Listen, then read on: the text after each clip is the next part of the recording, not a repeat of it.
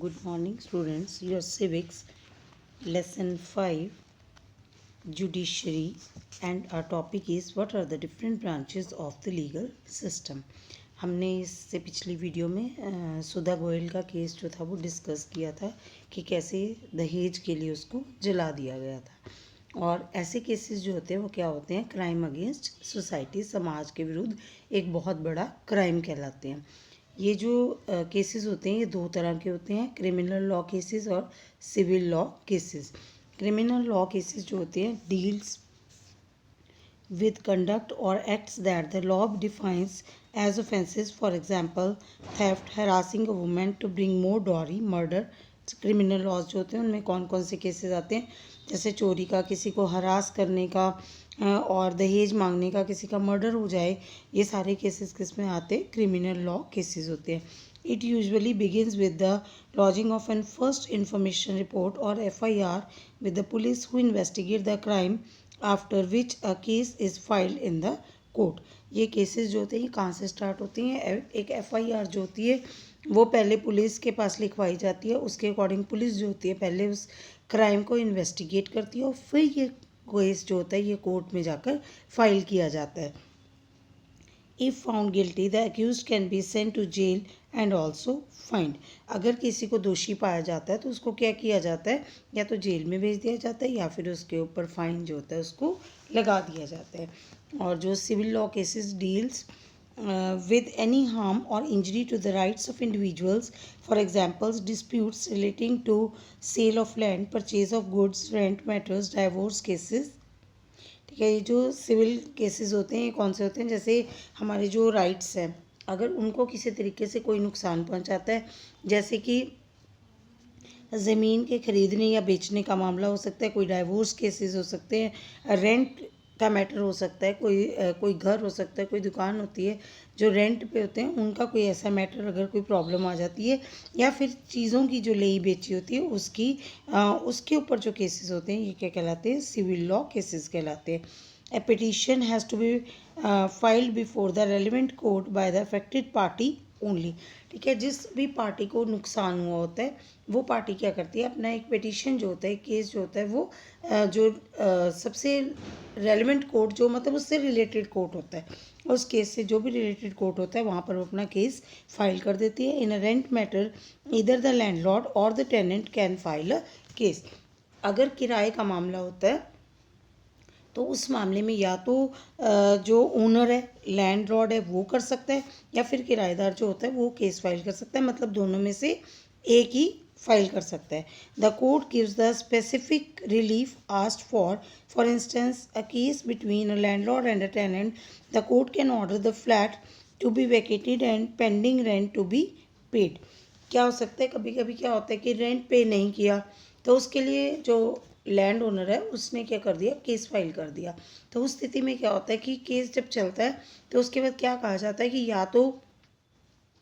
जो टेनेंट है वो अपना किराया पे करे या फिर क्या है कि उस मकान को खाली कर दे। और does everyone have access to the courts, क्या हर किसी के लिए कोर्ट्स तक जाना जो है वो बहुत आसान होता है, नहीं, एक बहुत मुश्किल काम है, क्योंकि हर कोई, किसी के पास भी इतना, सभी के पास इतना पैसा नहीं हो सकता कि वो हर कोई जो है वो कोर्ट का सहारा ले सके। This implies that every citizen has the right to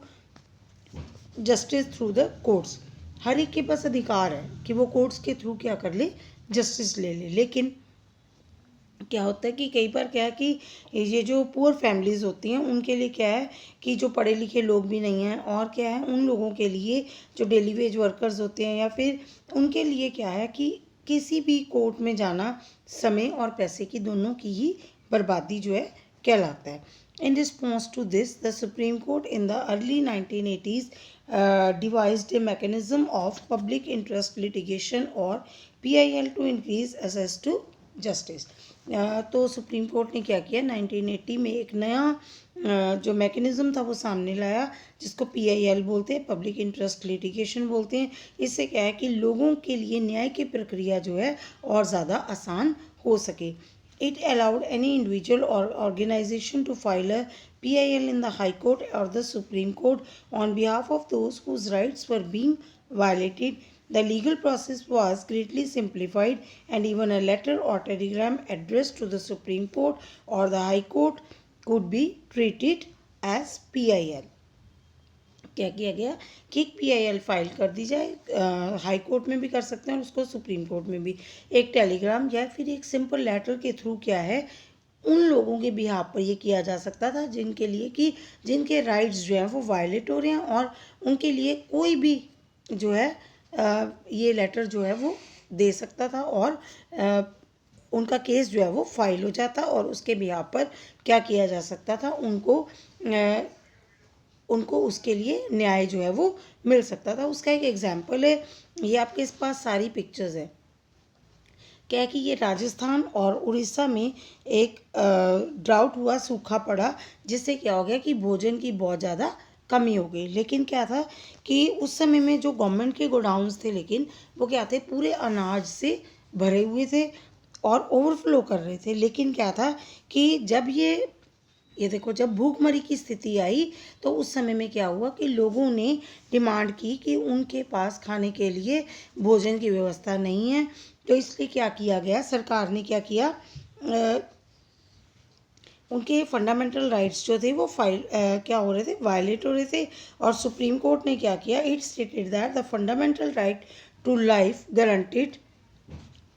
granted in Article 21 of the Constitution included the right to food. उन्होंने कहा कि जो फंडामेंटल हमारा राइट टू लाइफ था, उसके साथ आर्टिकल 21 में राइट टू फूड जो है, भोजन की व्यवस्था देना, हमारे को भोजन का मिलना, आम जनता को भोजन का मिलना क्या है, हमारा अधिकार था। The states excuse that it did not have adequate funds was shown to be wrong. ठीक है, क्या हो गया कि सरकार ने पहले क्या कहा, दोनों ही सरकारों ने, राजस्थान और उड़ीसा की सरकारों ने कहा कि हमारे पास इतने फंड्स नहीं है कि हम इतने सारे लोगों को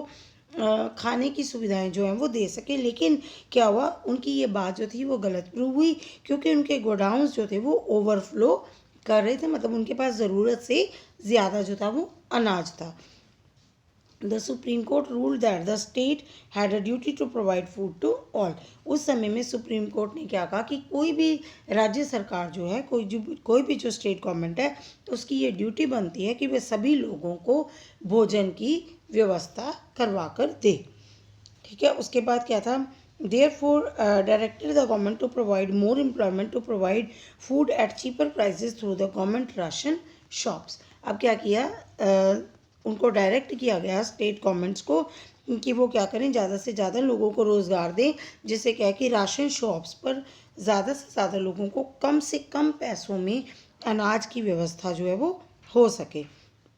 और उसके अलावा क्या किया गया, बच्चों के लिए मिड डे मील जो है वो स्टार्ट किया गया। It also appointed 2 food commissioners to report on the implementation of the government scheme. और क्या किया गया, 2 फूड कमिश्नर्स लगाए गए, जिनको क्या काम सौंपा गया कि जितनी भी सरकार स्कीम्स बनाएगी उनको जैसे जैसे लागू किया जाएगा, उनकी रिपोर्ट जो है वो उनको तैयार करनी होगी, जिससे क्या पता चल जाए कि जो सरकार है उसने सभी लोगों के लिए भोजन की व्यवस्था जो है वो पूरी तरह से की है। जैसे कि हमारा article 21 of the constitution on the right to life to include the right to food, जैसे अभी हमने पढ़ा कि हमारा ये जो आर्टिकल 21 है उसमें क्या है कि अनाज की व्यवस्था करना भी सरकार का काम है। They therefore order the state to take certain steps to provide food for all including the mid day meal scheme. इसीलिए क्या कहा गया कि उनको क्या ऑर्डर दिए गए कि वो अनाज की व्यवस्था भी करें, और उसके अलावा क्या है कि मिड डे मील स्कीम्स जो है उनको लागू करें। ठीक है, क्या हो जाता है कि इससे क्या होता है कि जो आम लोग होते हैं उनका क्या होता है, न्याय प्रक्रिया और सरकार के ऊपर जो विश्वास होता है वो हमेशा बना रहता है। और हम क्या कहते हैं, एक फ्रेज़ है, justice delayed is justice denied is often use to characterise that this extended time period that courts take. ठीक है, ये एक फ्रेज़ कहा गया है कि अगर क्या है कि अगर जस्टिस जो है वो डिले हो जाएगा तो इसका मतलब न्याय जो है वो नहीं मिलेगा। लेकिन ऐसा नहीं होता, केस की प्रक्रिया लंबी हो सकती है, लेकिन उसके अलावा क्या है कि कभी ना कभी न्याय जो है ज़रूर दिया जाता है, और हर इंसान को ज़रूर न्याय जो है वो मिलता है। In spite of this, there is No denying that the judiciary has played a crucial role in democratic India, serving as a check on the powers of the executive and legislature as well as in protecting the fundamental rights of the citizens. ठीक है, जो हमारी judiciary है, हमारा एक democratic country है, इस वजह से उसमें क्या है कि जुडिशरी जो है बहुत क्रूशियल रोल प्ले करती है, जिसमें क्या है कि हम ये कभी भी डिनाई नहीं कर सकते कि यहाँ पर हमारी न्याय की प्रक्रिया जो है वो सही नहीं है, क्योंकि जो हमारी जुडिशरी है वो एग्जीक्यूटिव और लेजिस्लेचर जो दोनों ही हैं, दोनों ऑर्गन्स हैं, उनके ऊपर चेक रखती है और उसके अलावा जो फंडामेंटल राइट्स हैं, लोगों के अधिकार जो हैं उनकी रक्षा करने का काम भी करती है. The members of the Constituent Assembly had quite correctly envisioned a system of courts with an independent judiciary as a key feature of our democracy. इसलिए उसने कहा कि जो हमारा कोर्ट्स का ये इंडिपेंडेंट सिस्टम है, ये हमारी डेमोक्रेटिक कंट्री जो है उसको और ज़्यादा अगर कहें और ज़्यादा अच्छा बनाता है, और उसकी जो डेमोक्रेटिक कंट्री हमारी है उसकी काम करने के तरीक़ों को और ज़्यादा अच्छा कर पाता है. इस चैप्टर में हमने जुडिशरी के बारे में, कितनी तरह के केसेस होते हैं, उसके बारे में डिटेल में इंफॉर्मेशन जो है वो ली है.